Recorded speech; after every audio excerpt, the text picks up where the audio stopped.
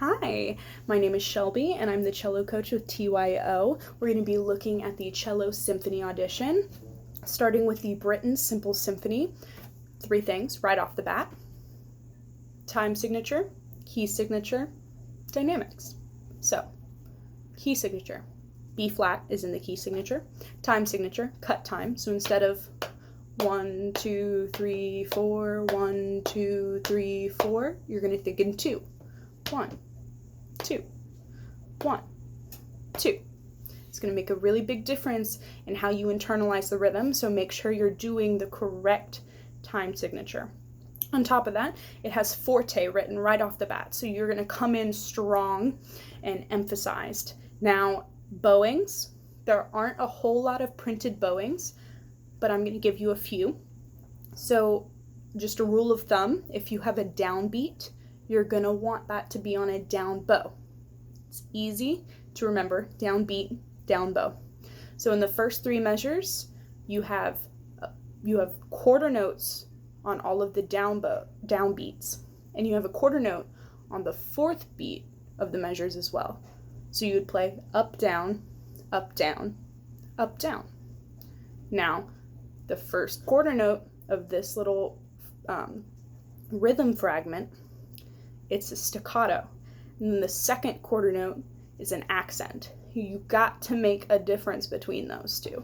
So staccato, short, accent, emphasized.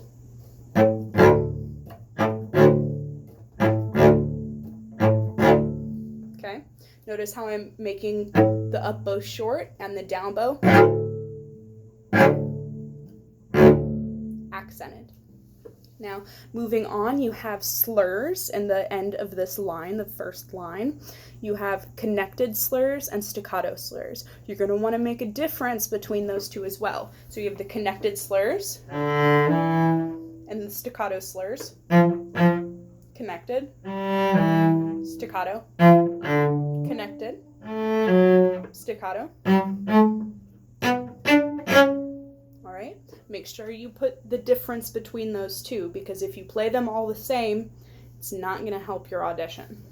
Moving on, you have in the second line of Britten Simple Symphony, the second measure after the circled rehearsal number, you have a D with a little circle over it. Harmonic is what that means. So you're not fingering the D on the A string with your 4th finger. You're going to hit the harmonic with your 3rd finger on the D string. So it's going to sound like this. Okay. Pretty easy. I think it's fun. Moving on, in the beginning of the 3rd line, you have a printed down bow on the 2nd beat of the measure. But if you follow my rules, there should be a down bow on the downbeat of the measure as well, so the 1st beat. You can do both. I do both. So I do a down bow and a little retake. Okay, again, down bow. Okay, and you do it again in the 2nd measure of this as well. All right, so all together.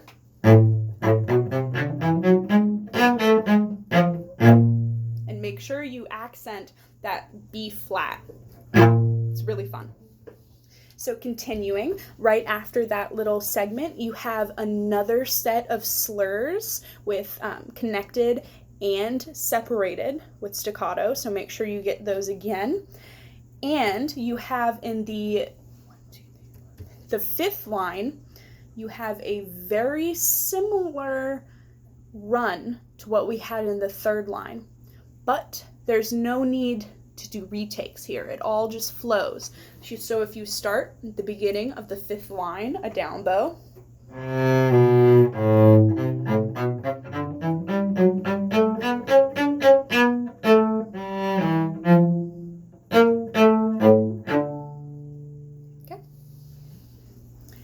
so that's all I really have to say for this excerpt, other than obviously dynamics, making sure you're doing crescendos and accents where they need to be.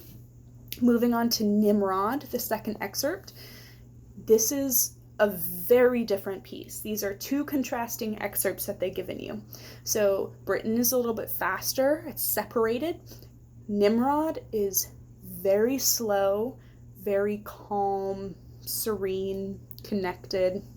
There should be nothing sticking out in Nimrod, all right? It should be very smooth, kind of like a calm lake in the middle of the night. It's just very, very smooth on the surface. That's what we want. Now, looking at this, there are 3 flats in the key signature: B flat, E flat, and A flat. Watch out for that A flat, so that means no open A's. You shouldn't be doing open strings at all for this piece. It's going to be a nicer tone if you play the fingered versions of open strings. Now, on top of nicer tone, you're going to want a warmer quality to your sound, which typically means shifting to other areas of the strings as well. Now, watch out for your shifting. You don't want any noticeable blips in the sound. So no sudden movements or shifts. Everything needs to be controlled, planned, expected, very smooth and calm. So that's pretty much what this entire excerpt is about. Planning your bow, making sure you have enough bow for the entire length of the slur. It's very important. So planning out your bow, dynamics as well. So we said this is a very calm, serene piece. If you look at the very beginning, 3 Ps, super soft. I start it on the G string. I don't start low 1 on the D string, because that's not the tone that we're looking for. There's a very big difference between this and this. This is what we want. So I start with my 3rd finger.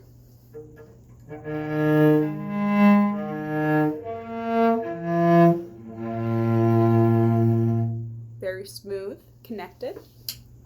Moving on, we have these swells, these hairpins within the lines. You want to make sure you're emphasizing those, because that also brings about the character of the piece. Those are kind of like the very soft waves, like the tide coming in and out of the shore is how I think about it. So anytime you have those hairpins, make sure you do them. Now, continuing on from that, in the very last line of this excerpt, we have a seemingly scary rhythm. It's not scary. It's very easy. So if you think about it, again, there are no open A's. So this high A that you see, again, we're on the last line, the 3rd line of Nimrod. You don't want a harmonic. You want A flat. So I play that with my 3rd finger, and I put my 1st finger on the B flat.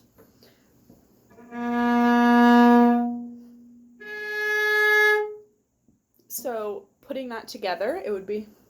I'm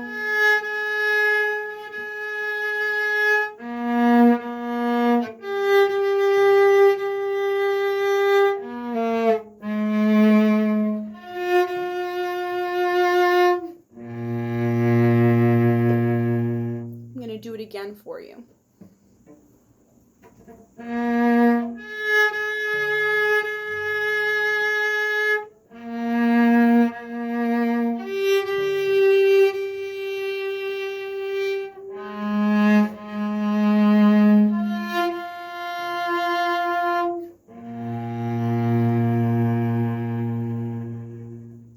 Okay? What I did was I planned the use of my bow. This part is the loudest part of this excerpt. It's forte. You're supposed to be heard. So you want to use the entire bow so that your strings have time to speak. You're also in a higher register, so making sure you're a little bit closer to the fingerboard is also going to help with a clear tone. And other than that, I'm super excited to see how all of you do, and stay safe and healthy. Make sure you wash your hands.